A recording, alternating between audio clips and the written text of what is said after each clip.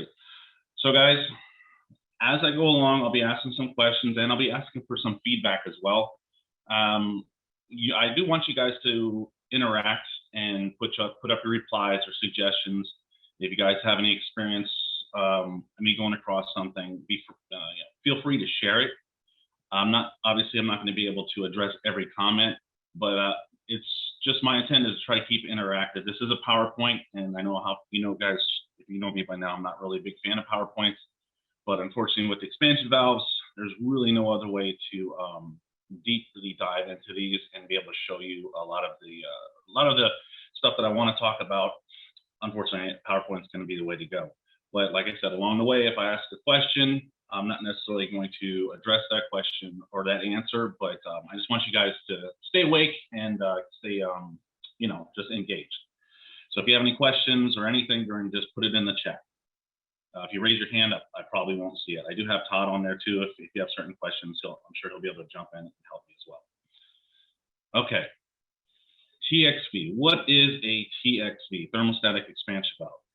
Thermostatic expansion valve, TXV, there's a lot of jibber jabber here, but what I really want you guys to know is that TXV or EEVs, which are, you're going to see in many splits, they regulate the rate at which liquid refrigerant flows into the evaporator. The mechanical type maintain a proper superheater refrigerant by matching this flow rate against how quickly the refrigerant, it boils off, right? That's what we kind of understand as the liquid's going through, it boils off in the evaporator coil. The EEVs, they're going to use feedback from pressure and temperature sensors that are sent to a control board. Then the control board sends signal to a stepper motor, which will drive the EEV open or closed. Now, in the case of most mini split systems, especially in the residential application and light commercial, you guys aren't going to have pressure sensors. There's not going to be pressure sensors in the mini splits. I don't believe mini splits really use, or those style of systems use pressure sensors until you get into the commercial equipment. At least what I've dealt with in the field, like our Cooper Hunter, our Samsung, and the Fujitsu's that we used to sell. They just use temperature sensors. They use evap in and evap out temperature sensors that are monitoring the temperature across the coil, evaporator coil and cooling, and condenser coil and heating. So that's just some things that are good to know there. And we'll get a little more into that. And I'm actually going to go and I'm going to show you the EEV. I have one that's been cut apart. I'm going to give you guys some tips on how to diagnose those in the field as well. So we'll get into that later. Okay, now here's where it gets a little interactive. What I want to ask you guys is, and like I said, I'm not going to address everything, but we're looking at different expansion valves that we're going to see in the field. Can you guys kind of tell me, or anybody want to chime in on expansion valve A, and just point out some of the things that you notice on this one? Right, great, flare fitting, exactly. It's a flare fitting. Anything else anybody wants to chime in there before I start rambling on? But David, that's great, flare fitting, right? So typically we see these in refrigeration, walk-in coolers, walk-in freezers. One thing, this is, it's going to be internally equalized, right? We don't see an external equalizer. We see the sensing bulb, and it doesn't have a pigtail. A lot of times on the air conditioning, you'll see where it has the pigtail and then like a little end that's cut off. So it's not that type. Now, whether this one's adjustable or not, can't really tell. As you see on the bottom there, it looks like there might have been a cap there. Stainless bulb, yeah, stainless bulb. That's a good one. So now moving on to B, what are some slightly different, right? So what's some of the differences from A to B that we see here?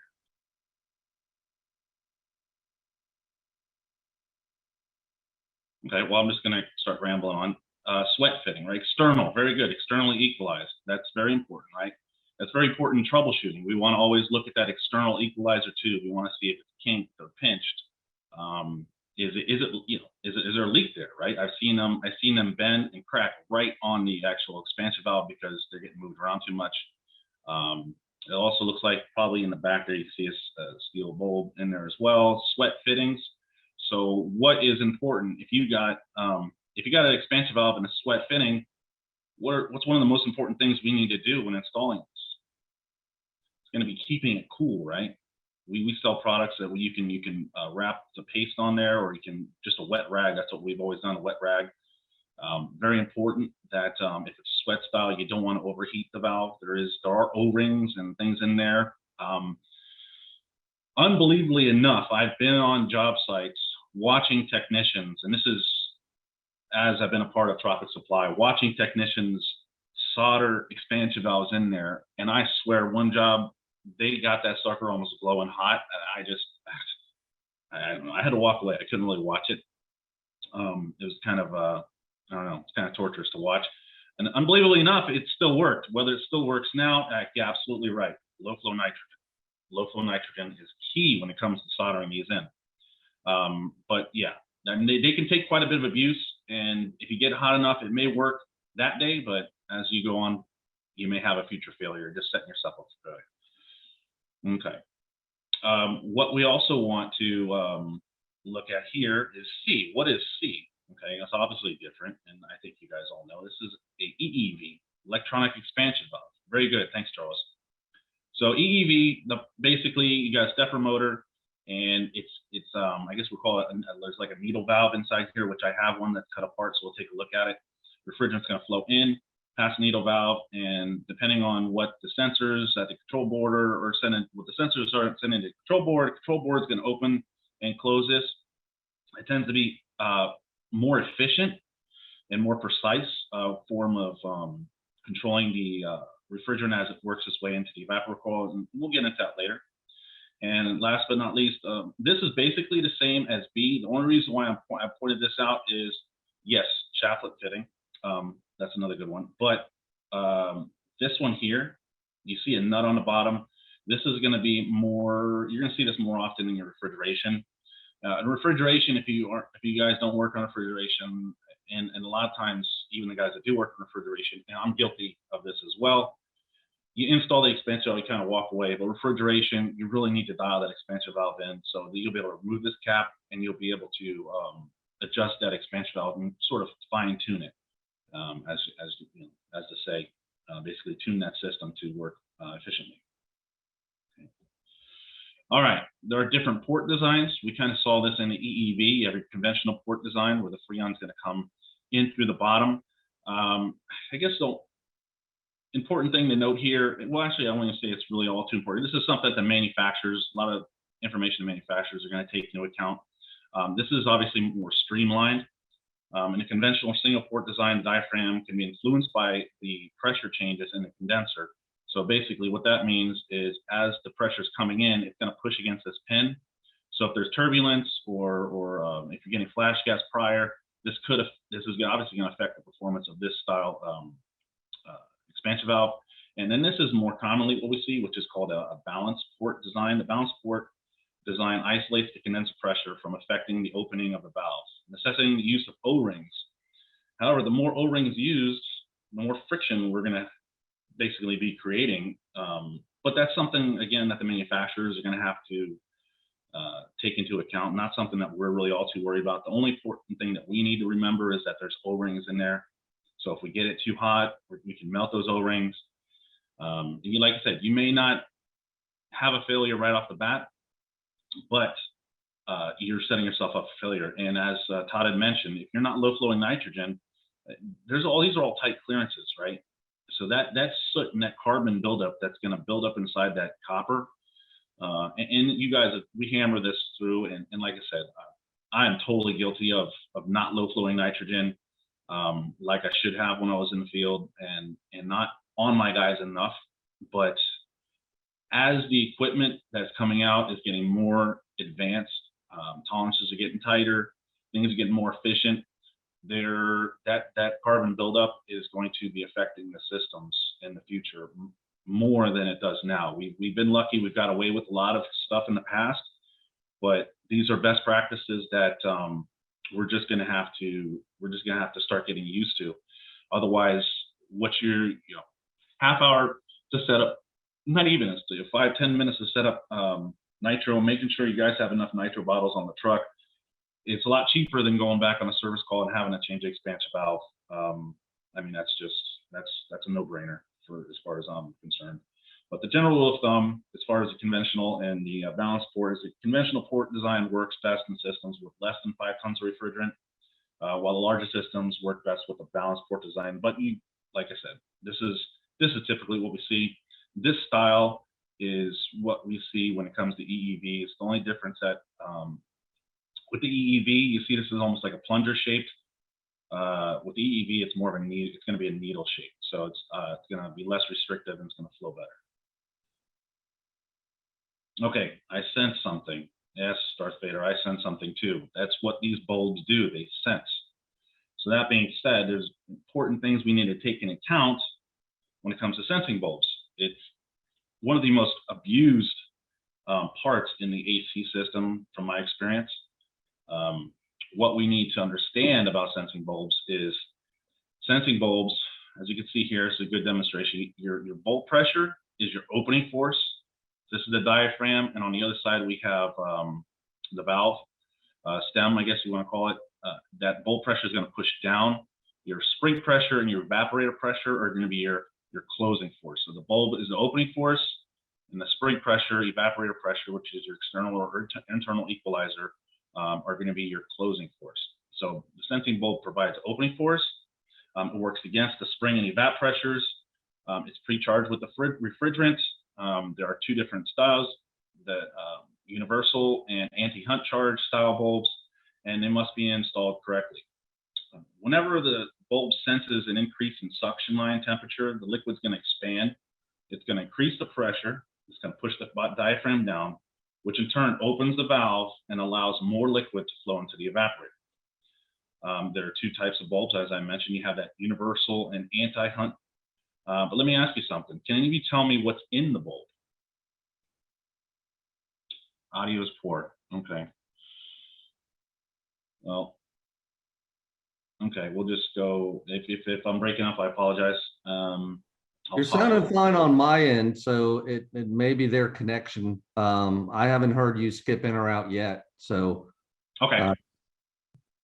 Okay, perfect. Same for me. It's good on my end too. All right, it's better them than me. So, yeah, exactly right, Charles and all the other guys that answered in the chat. It's refrigerant, right? Now, there's two common approaches to what makes up the bulb charge fluid. Of course, the first is going to be to use the same refrigerant that's used in the system. So if you have a 410A system, it's going to be 410A. Now, when you get into refrigeration, that changes up a little bit. So the other type is going to be called a cross charge. Dan Foss uses a lot of cross charge refrigerant to charge their bulbs. But that's going to be a mixed combination of different refrigerants with gases, and that's just to help flatten out the pressure temperature curve. What we're trying to avoid is hunting, because you got to remember, you have vaporization, and that's like a dynamic process, which can produce sporadic superheat at the evaporator outlet. Kind of think of it like liquid changing to vapor, like a pot of boiling water, right? The liquid, I'm sorry, reading the comment. Okay, WD-40, I don't know. Liquid refrigerant changes from like a pot of water, like I was saying. The liquid does not instantly become gas, but once the boiling point is reached, it changes into steam kind of erratically.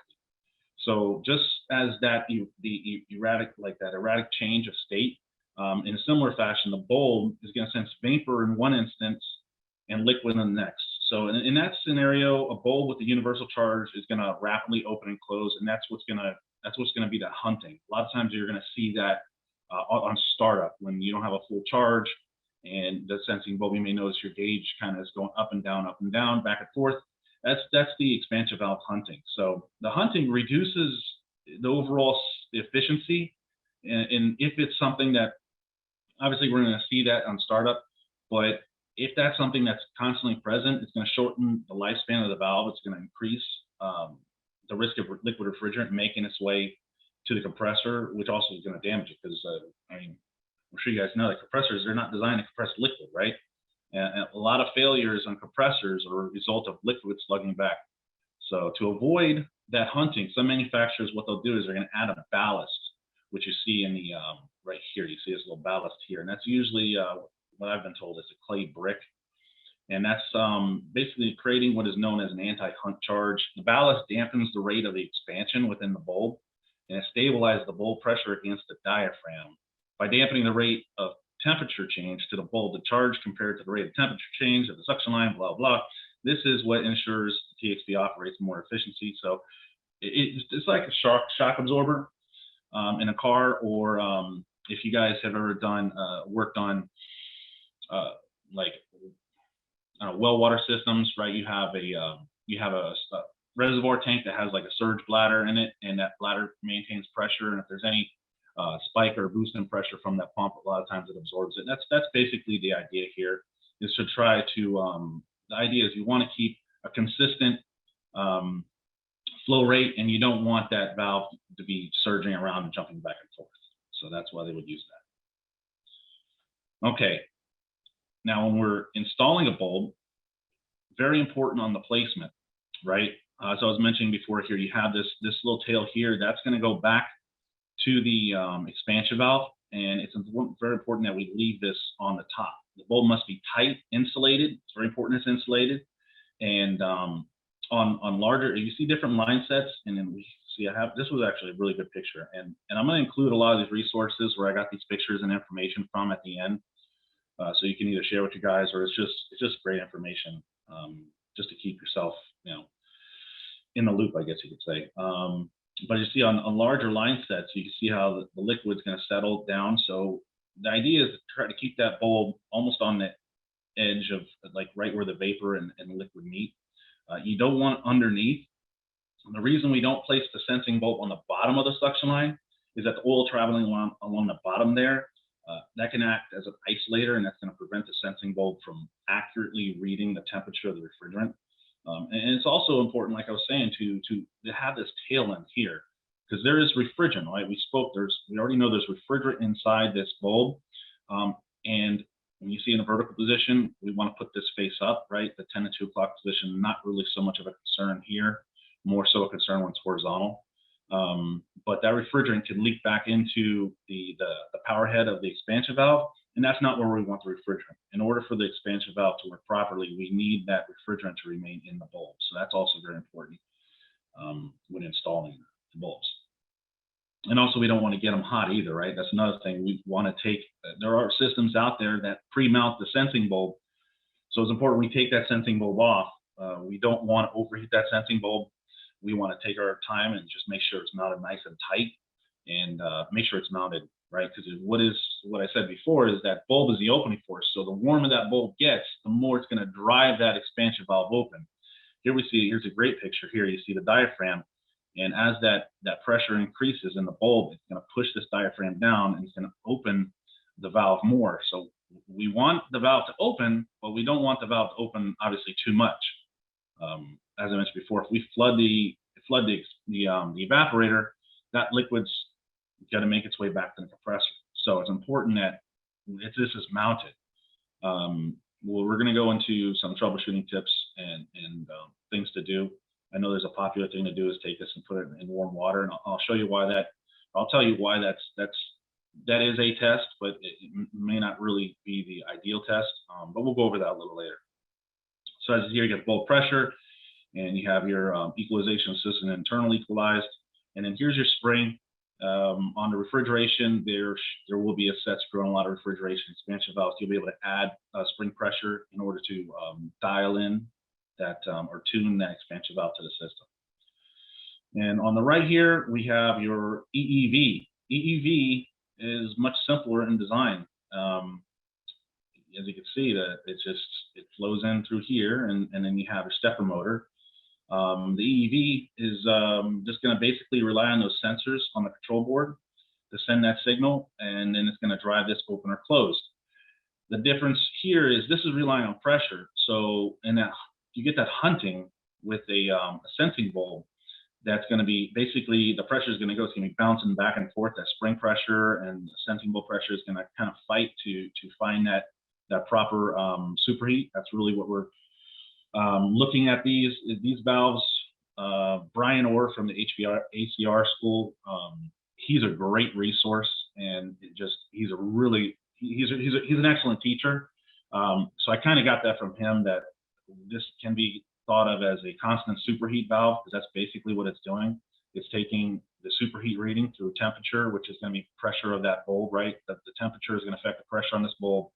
And then you have the equalizer, which is the actual pressure coming out of the evaporator. And it's going to try to monitor that superheat. Whereas the EEV is relying on signals, you're not going to get that hunting because it's going to be more precise. You're not going to have, there is a spring inside, and I'll show you that there is a little spring inside here. So this isn't rigid mounted to this magnet. So there is a little, I guess, if you have a high velocity coming in, which you'll see when I'm actually going to put some pressure to this later on, and we're going to open and close this expansion valve with a magnet. So I'm going to show you how to kind of diagnose that in the field. But if there is an abundant amount of pressure that is going to allow, oh gosh, 1 second here.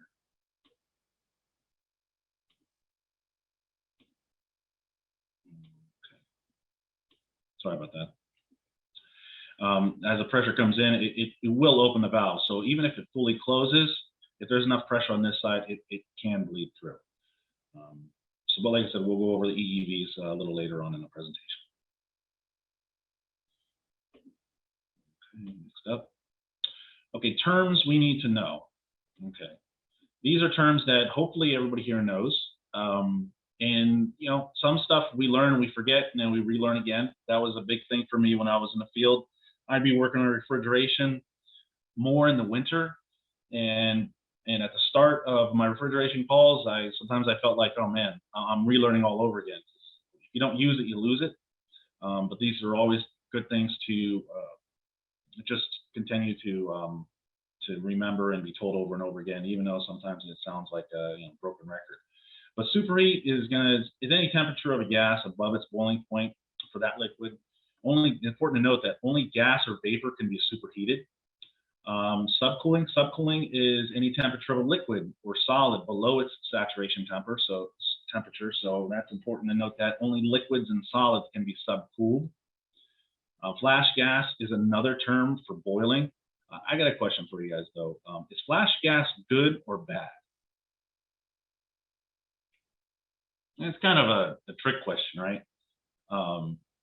Because flash gas is bad if it's caused by restriction, right? But the flash gas coming through so if you have a expansion valve, we want flash gas because it's basically going to be flashing as it goes across the expansion valve. But if we want flash gas is good where we want it to be, and is bad where we don't want it to be. If you have a kinked liquid line, if you have any form of restriction, you're getting flash gas prior to that expansion valve. As I mentioned before, the expansion valve needs a full line of liquid in order to do its job, and we'll get into that. But without a full line of liquid, if that gas is flashing off before it reaches the expansion valve is just set up for failure. It's not going to do its job. Saturation, that's a term used to describe the point where there's a change of state in a substance. It's also, we kind of refer to it as the evaporator temperature. Actual temperature, we're going to use that in this term for the temperature of the refrigerant vapor by the time it reaches the outlet of the evaporator. Liquid refrigerant, and like I said, that's what a TXV needs to do its job. That's in the short. That's basically what I want you guys to understand from that. Closing force is that spring and external equalizing pressures. The opening force is that bulb pressure. We have underfeeding and an overfeeding. That's just how much refrigerant the expansion valve is allowing to the evaporator. You think of underfeeding as like starving, right? It's not giving it enough, so it's starving for refrigerant. It's not going to the evaporator. And it's important to note that a superheat reading higher than the manufacturer's specification can both starve the evaporator, which is going to cause capacity loss. As well, it's going to cause the compressor to overheat. Ideally, we want to keep a suction line temperature below 65. If you give a suction line temperature that's above 65 degrees, you could overheat that compressor, and that's no bueno. Overfeeding, that's going to be too much refrigerant going to the evaporator. A system that has a 0 degree superheat or very low superheat could mean a mixture of liquid and vapor is entering the compressor, and that's basically slugging or getting liquid slugging back to the compressor. And obviously, we know that compressors not meant to compress liquid. So It's important that we make sure that it's not getting back to the compressor. I'm going to try to, because I'm already in a half hour. I talk too much. Last time you guys were screaming at me to take it off. I mean, take the panels off the unit. So hopefully I can get through this and get some hands on quicker. So with that being said, let me shut up. Okay, things the expansion valve needs. Mr. TXV, you have one job, and that job is to regulate the Freon flowing through and make sure there's a proper amount of Freon going into the evaporator. It needs a full line of liquid because the expansion valve, like I said, is designed to be the pressure dropper, and it can't function correctly with flash gas or any kind of restriction prior to it. You need that full line of liquid. Some manufacturers have an inlet screen that can become clogged with debris. The only way to check that screen is to pump down the system, unfortunately, and physically examine the screen.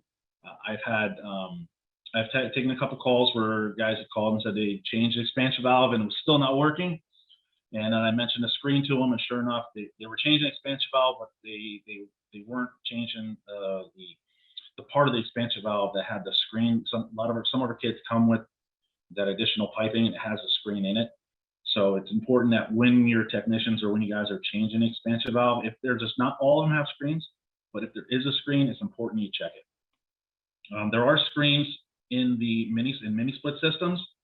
So if you are soldering in a mini split system, there is a chance you could get a restriction in the evaporator. I know there's not an expansion valve in most mini split evaporators, but there is a screen there. So if you're soldering or brazing with a nitro, there's a good chance you're going to get all that carbon buildup in that screen right before the wrapper on mini split systems. Sensing bulb, make sure it's properly connected to the suction line. If you can move the bulb, it's not secured fast. It's not really secured. If the bulb is insulated, you want to check to see if it has insulation from the manufacturer, then you want to make sure it's intact. If it doesn't, we use that thumb gum, the cork tape, whatever you need to do, especially in an attic. If you have the sensing bulb external of the cabinet in an attic, we really want to put a good amount of insulation on there. We don't want that that hot attic air, especially in Florida. It can get really hot up there. We don't want that heat to make its way to the sensing bulb and just cause the valve to drive open more than it needs to be. Bulb position, as we mentioned earlier. Check the equalizer line for restrictions, kinks, or signs of frost. A frosted equalizer line is probably going to require replacement of the valve, unless you think you can like squeeze it or fix it if it's a kink. Pressure from the suction line must be high enough. This goes back to the equalizer line, whether external or internal. That pressure from the liquid line is needed for the valve to do its job. And that's basically, that's what's helping that spring pressure. So if you don't have the spring pressure, you don't have the external equalizer pressure, then there's a good chance that expansion valve is going to drive too far open, and then obviously we can get liquid back to the compressor, which is no bueno. Is the head pressure high enough?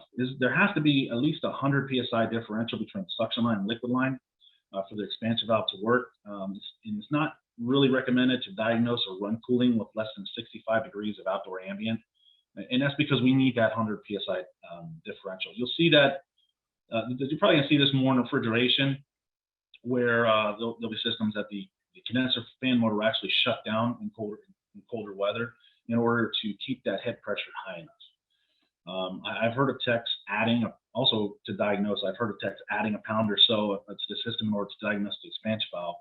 And when the pressure comes up, they assume the problem is still uncharged. But on the other hand, when the pressure remains unchanged, sometimes they're going to think that they have expansion valve, right? How many of you feel that adding Freon has no effect on the pressures? So basically, if you add Freon and you don't see any change in your suction line, how many would assume that's a problem with the expansion valve? You really shouldn't, right? Because if you go to a system and the suction pressure is low and you add Freon, right? And it's important if you're adding Freon to a TXV system in efforts to diagnose. One, that should not be your first means of diagnostics. But if you're adding Freon and you add a pound of Freon and you see no change, I wouldn't think the expansion valve is bad, right? Because what's the expansion valve's job is to regulate that flow of liquid going into the evaporator. So if you're adding Freon and there's no change in your suction line, then the expansion valve is doing its job, right? It's doing its job. It's getting more liquid, it's getting more pressure on that side, but it's throttling it down. So adding more Freon to a system and not noticing effect in the suction pressure, then you need to stop and you need to start checking some other measurements. If the TXV is flooding the compressor, which means you have little to no superheat, check the sensing bulb. Make sure it's securely fastened. Check that the bulb is insulated. Make sure it has a proper, you want to check your Freon charge. You want to do that with subcooling. You do want to check your superheat, but you want to check your subcooling. The reason why you're checking your subcooling is you want to make sure that it's getting a full line of liquid. Another important diagnostic step as well is typically we check our subcooling outside because that's where our ports are, so we can check the pressure. But it's always good to double check your liquid line temperature at the evaporator. And then you want to take the measurement at the evaporator and take the measurement at the condenser. And if there's more than a degree difference from the outside to the inside, basically if you have, just for ease of numbers, if you have 80 degrees liquid line outside, and then you go inside and you have a 70-degree liquid line at the right before it goes into the air handler, then there's a good chance that you have a restriction somewhere. You obviously want to check the temperature difference across the dryer. I've even heard guys, well, we just ran the copper. Well, I mean, yeah, you maybe just ran the copper, but did they kink it, right? A lot of these copper runs, they go right through the wall, and sometimes it's easy to kink. Typically, the liquid line is easier. You don't kink it too often, but it can happen. Okay, things to check before contaminating a TXV. Okay, like I said, we want to check superheat. Superheat, it's going to tell us whether or not, my watch here. Okay. Superheat is going to tell us whether or not we could be damaging the compressor or whether we are fully feeding the evaporator. Typical superheat that we know is going to be around between 5 and 15 degrees. Obviously, you want to refer to the manufacturer's specifications. Sometimes that number is written on the air handler. I've seen it written on the air handler. Subcooling, or if you have a piston system, I think sometimes it's on the inside of the panel of the condenser. The subcooling, that tells us whether the liquid line is full of liquid or not. Typical range of subcooling are between 8 and 14. Again, you want to reference the manufacturer for what they're calling for. The delta T, that's the difference from the return to supply. High delta T could be a possible airflow problem. Low delta T is going to be poor performance on the system. Typical delta T's are 16 to 22, which I'm sure you guys are all familiar with. Static pressure reading and good observation. And the reason why I say good observation, because maybe you don't have static pressure gauges, you can't check them, but you can go to the vents, you could feel the vents, how much air pressure is coming out of the vents. You can see if there's two filters. I've been on job sites, and I'm sure you guys have too, where there's a return back filter, and then you go to the air handler and they left, the installers have a filter there the homeowner didn't know about. So they're changing the filter inside, but it's been a year and a half and that other filter hasn't changed. So that's where it goes to having good observation skills in order to help diagnose. Another thing you want to do is you can listen to that liquid line. If you ever go inside an air handler and you hear like that, you hear this surging liquid kind of inside of the liquid line. Well, that's just that's a given. You're definitely not getting a full line of liquid to that expansion valve. So that expansion valve is not going to be able to do its job. Suction pressure, that's going to tell us the boiling temperature of a refrigerant in the evaporators. Head pressure tells us the state of the refrigerant in the liquid line, and that's also going to tell us that the compressor is pumping. Why I mentioned that is I have seen, I'm sure you guys have seen as well, your temperature, your pressure difference from the liquid line and the suction line are not all that great, and you can hear a slight hissing coming from the compressor. That relief valve, we've seen it where it kind of sticks open a little bit, and you're not getting, it's pumping, but it's not pumping the liquid out like we needed to. And your CTOA, this is definitely something that I failed to do in the field. I use my handometer, right? You put your hand over the top of the condenser, that kind of tells you, hey, it's coming out warm. So it's all working fine, right? And then we walk away. But it's important that we get the delta T across that. On the 16 SEER systems, you're going to be looking around 15 to 20 degree. If you're more than that, then you may, the condenser may be clogged. Also, it may be also evidence of an overcharge. And another important thing before you check or condemn an expansion valve, calibrate your tools. Make sure your tools are calibrated. You know, something that it just has to become a habit to check your tools and make sure they're calibrated, because a few psi off could give you a false reading on subcooling and just send you down a rabbit hole, and you're diagnosing something that doesn't, or you're getting misdiagnosing something, not because you don't know what you're doing, it's just because you forgot to calibrate the tools. Okay, are these signs of a failed expansion valve? Low suction pressure, high suction line temp, high head pressure, low head pressure, frosting or ice at the coil, superheat high or low, subcooling high or low. You know, these are things that unfortunately sometimes we can misread and want to jump to conclusions. What I really want you guys to understand here is that it's just important that you take your time and not always jump to conclusions. Do the proper measurements, make sure your tools are calibrated, and you won't have to worry about being sent down a rabbit hole as you would. Another thing is superheat high or low. If you have a high superheat, that's going to be a starved evaporator. Low superheat is flooded evaporator. Subcooling, low subcooling is going to be starved condenser, and high subcooling is going to be flooded condenser. I'll give you an example on the next slide here. Okay, we're going to go over some quick scenarios. If you haven't been on the chat, I'm going to want you guys to chime in here too, if possible. Make sure you guys are awake. As I said before, high superheat is going to be a starved evaporator. It means there's not enough refrigerant getting in there. Low superheat is going to be too much refrigerant. It's flooding the evaporator. A high subcool will be flooded condenser. Low subcool will be a starved condenser. Okay, so we got scenario number one. Scenario number one, you go to the job, you have a target superheat, but you have a higher than target subcool. Okay, so our superheat is within range, but our subcool is higher than target. So if we have a higher than target subcool, okay, we're flooding the condenser, right? So what would you think is the problem in this job? And I'm not just say expansion valve, but what is happening? Where's the refrigerant? Right, remove charge, right? We have the expansion valve is doing its job by regulating the proper amount of refrigerant, but we have too much superheated liquid. It means we're flooding the condenser. I'm overcharged. Absolutely right. Great. Next scenario. Now, in this scenario, we have a higher than target subcool. So higher than target subcool, we got higher subcool starved evaporator, so we're not getting enough refrigerant into the evaporator. We have a lower than target subcooling. So we're lower than target, so we got a starved condenser as well. So it's what would you guys think is going on here? Add charge, perfect, exactly. I have a starved evaporator and a starved condenser. I am overcharged. I'm sorry, undercharged. Undercharged. So basically,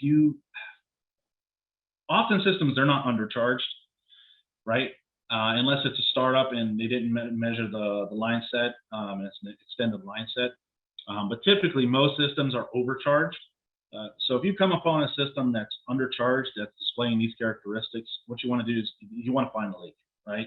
You want to find the leak, and then you want to remove the charge, and then you want to weigh in an additional charge if you need. You want to basically take that amount of freon. And this really comes into play in mini split systems. Mini split systems, ideally, you want to weigh in the charge. If there's a leak, find the leak, fix it, remove all the freon, nice long vacuum, high pressure leak test, obviously, and then weigh in your freon charge. Okay, so we got scenario number three. Scenario number three is a higher than target superheat. So we have a starved evaporator and a higher than target subcool. So we have a flooded condenser, and we have a starved evaporator. Restriction, you guys are on the ball. That's all I can say. You're on point here. Restriction, absolutely right. These are signs of restriction. So that's where you're going to want to check your, see if there's a clogged screen or strainer. Maybe the expansion valve is stuck. So maybe the expansion valve did fail. It failed in a closed position, so you'd want to check your sensing bulb, because we know sensing bulb is the opening force. So if that sensing bulb lost its charge, then that's where you're going to want to make sure that, and I've been told you can kind of feel the difference. And you can when you take a full bulb and an empty bulb next to each other, and you feel them to feel the difference. But you really have to have some good hands-on experience to be able to be able to know that in the field. Another thing that you're going to want to check, and I came across this on a job site visit, is non-condensables mixed gas. In this job site that I went to, it was a 7.5 ton condenser, 7.5 ton air handler, but it was installed in a residential home, which is kind of odd, and it didn't really seem all that big of a house, but that's what was there before. It was an older home. So the technician, put everything together. And this is the same job where I mentioned about the expansion valves getting ridiculously hot. They removed the expansion valves because they just couldn't figure out what was going on, and they're still getting these crazy readings. Well, any condenser above 5 ton was commercial. It doesn't come with Freon. So basically what they did is they cracked the valves and they let out the nitrogen in the system, and they added 410 to that. So it happens. So mixed gas or condensables, any restriction, some form of restriction. And last scenario here, we have a lower than target superheat. So we have a flooded evaporator, and we have a lower than target subcooling, a starved condenser. What do you guys think? Charge? Yep. Okay, we can go with that. Lower than target superheat with a lower than target subcooling. Low. Okay, the bulb maybe the bulb's not insulated correctly. So what's happening is it's opening the valve too much, and you're getting too much liquid, right? So if you have a lower than target subcool, you're starving that condenser. You can lower, you're flooding that evaporator. So you also, maybe the expansion valve is not sized correctly, or like I said, maybe it's stuck open. So these are some good scenarios that'll help you guys. Maybe you could share this with your guys that are in the field. A lot of these are typical things that you'll see, and a lot of times people just jump to the gun and say, oh, it's a bad expansion valve, and it isn't always the case. Okay, now we're going to get into EEVs. Closer look at EEVs. Troubleshooting tip, which I'm going to go over in a minute, is by using a magnet. You can see the expansion valve here. There is a magnet, a permanent magnet that goes to this, that's stuck to this needle valve. By using a magnet, you can open and close the EEV, and this can be a useful tool in diagnosing a stuck EEV. And as I mentioned before, the control board doesn't know the actual position of the EEV. If the EEV is closed due to a failed stepper motor, but it's not stuck, you can open it with the magnet.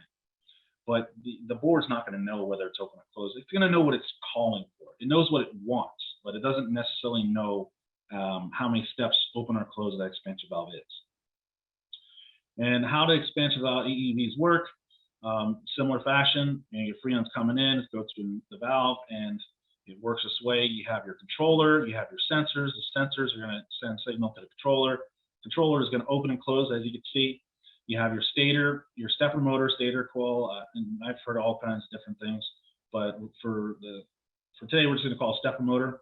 But it's going to send that pulse back and forth, opening, closing, more precise and less affected by pressures. So, but that being said, it's important that we always check our sensors. If we feel we have a bad expansion valve, you can remove that stepper motor. The solenoid magnets, if you guys have solenoid magnets for your refrigeration check or anything to check solenoids, you can use that solenoid magnet on a lot of these, and basically counterclockwise will open and clockwise will close. So if you think your EEV is stuck open or closed, you can manually open and close it. If you're not getting any feedback from it, then you can assume that it's probably stuck and it's probably failed there. But if it does open and close, then you're going to want to check your stepper motor, which I'm actually going to show you in a little bit. But the pressure is measured, converted by the controller, then finds the saturation temperature, and it's compared to the other temperature, and blah, blah, blah, all kinds of information and calculations that board does for you, and it does it precisely, and it does it in milliseconds. It is a more precise form of metering for sure. But not all systems, as I mentioned before, are going to utilize those pressure transducers. Most main splits, they're just going to have thermistors on the evaporator, and they're going to be looking for evap in and evap out. And a lot of the sensors come in three, so you'll have three sensors in one plug, as it is in Samsung. You have your evap in, your evap out, and then you have your room temperature sensor. So if you have a failed sensor, you just might as well plan on changing all of them, which usually is pretty easy. Another thing I want to talk about here is EEV issues can show up as a starved coil, which is typically what's going to happen. It's going to be starving that coil. It can also appear as a flooded coil. One of your first steps should be to check the stepper motor. If the stepper motor ohms fine, you should check the voltage coming out of the board, which in most cases is going to be 12 volts DC. Most of the mini splits, you're going to be using DC measurements. You always want to look to the service manuals for guidance. Samsung HVAC, they have a service manual which gives you a ton of information that helps you diagnose. And then you want to verify that board is outputting the voltage. As the valve is driving, you'll see the voltage pulse, so keep that in mind. If you don't see pulsing or hear that pulsing, that tick, tick, tick, tick, tick, tick, then you might want to consider looking at the board. Another thing is most EEV magnets, what I did here, you'll see in a minute, is I actually took an EEV magnet, I cut the wires from it, and a lot of them you can use that like you would use the solenoid magnet as well. We're going to go ahead and switch to my webcam here. Nicole, I think you have to do that, correct? No, just stop sharing your screen. Stop sharing. Okay, no more sharing for me. Well, actually, you know what I'm going to do before I go to the webcam? I'm just going to share a couple things, because then that way I'll be done with my PowerPoint, and then after I'm done sharing my webcam, then you can take over. Does that sound good? Sounds good. Okay. So this, I'm going to send to you guys. This is a great chart to give your guys. You have your fixed metering, which can be your piston. Not as common, at least down south, it's not so common. I know pistons are still popular up north, but this is a good troubleshooting chart to, what I did is I basically took this chart, and I got this from the HVACschool.com. I basically took this chart, laminated it, and I gave it to my technicians. It's just a good quick reference chart where you got a TXV system, liquid line restriction. This is what you could see. You can see a low suction pressure, low to normal head pressure, high superheat, low to normal or high to normal subcool. Compressor amps are going to be low in your delta T. It's just a really good quick reference chart to help keep your guys on track. And then here are these resources that I got. The engineering mindset is great. That's why I got these animated images. danfoss.com has a lot of great information. HVAC Training Solutions. HVACrschool.com is, Brian Orr does a tremendous job at teaching.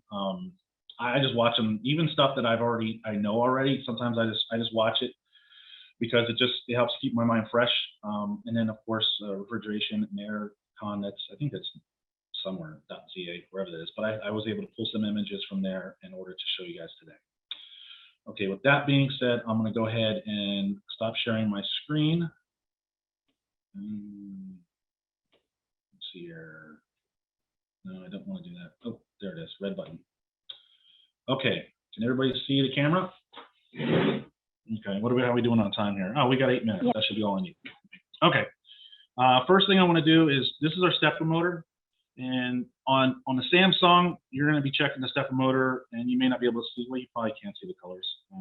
This blue wire at the end, and we're going to check the blue wire. We're going to check ohms against all the other 4 wires.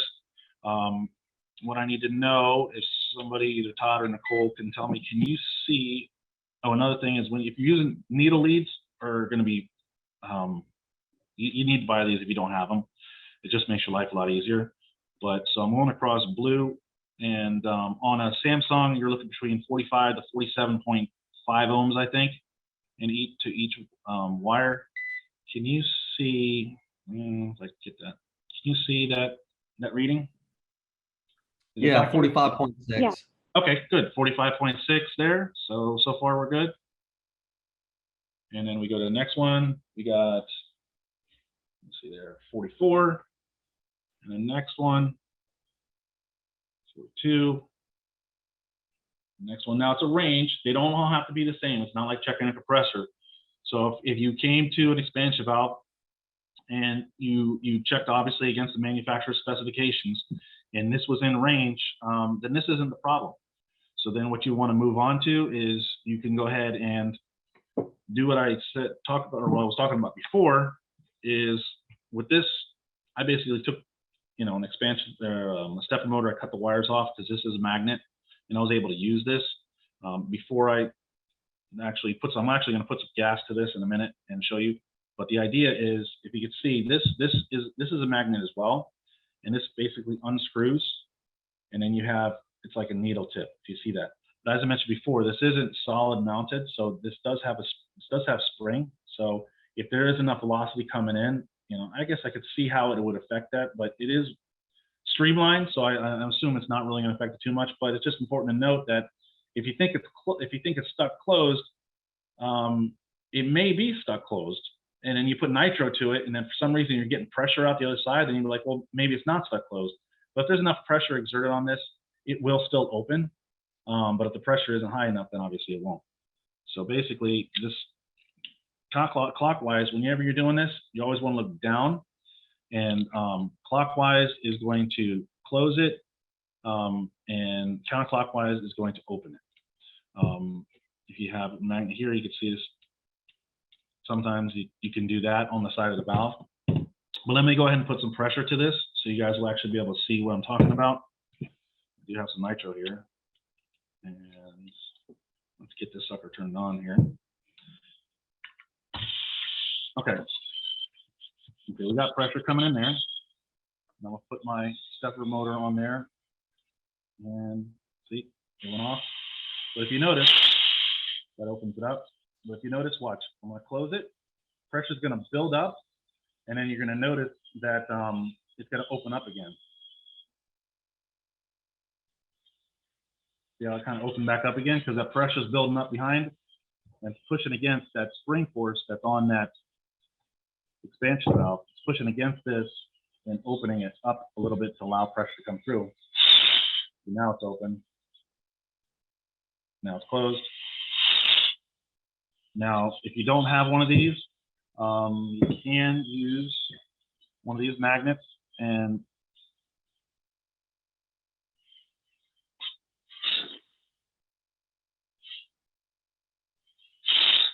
see, it kind of opens, closes, and opens. Important thing to notice, clockwise is always going to close it, counterclockwise is always going to open it. Simple way to diagnose and help you in the field. So you're not just changing these out for no reason. This is going to apply for not just mini splits, anything that has electronic EEV, you're going to be able to apply this to. Okay. And another thing I want to do is I actually want to, I have a regular expansion valve here that I pulled off a unit, okay? I want to see what happens. I've never done this before, so this may be a great test. It may not be a great test, but so I got pressure. I'm going to actually cut the sensing bulb. Let's see what happens. Let's see if it closes. I don't have any external equalizer force, so right now it's just going to rely on spring pressure. I don't know. Let's just see what happens. I don't know if this is going to or not, but let's. Oh yeah, see. Don't call the EPA. That's all I can say. I know this is video proof, but this was pre-charged with nitro. This is only for demonstration purposes. So, but yeah, wow, they closed it. Interesting, huh? Well. So I guess it really does work like that, huh? Well, there you have it. That's about all I got, guys. Hopefully you enjoyed it. You got something from it. I always like the hands-on stuff better because I'm working on my hand movements. My hands are actually so much cleaner now that I'm on this side of the desk. You should have seen my hands before. Oh, that's another topic for some other time when I see you guys personally. All right, that's all I got. Right, so let's get ready. Question number Okay, one. question one. What is the thermostatic expansion valve's primary function? A, maintain a proper delta T. B, prevent the evaporator coil from freezing up. C, maintain a proper subcool. D, maintain a proper superheat.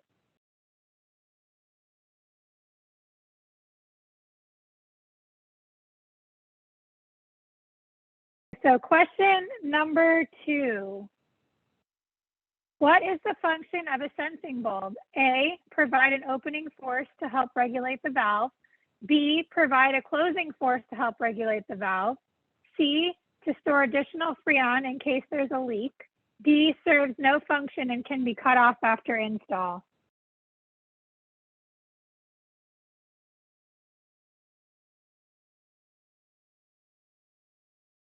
Okay. All right. Question number 3.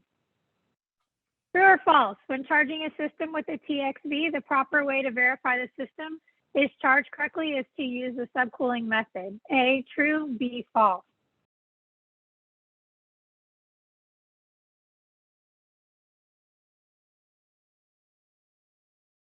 Okay. All right, question number 4, the final question. In order for a thermostatic expansion valve to regulate the flow of Freon properly, it needs which of the following? A, sensing bulb must be secured tightly to the liquid line. B, must be oiled regularly. C, have a full line of liquid coming from the condenser. Or D, must be installed as close to the compressor as possible.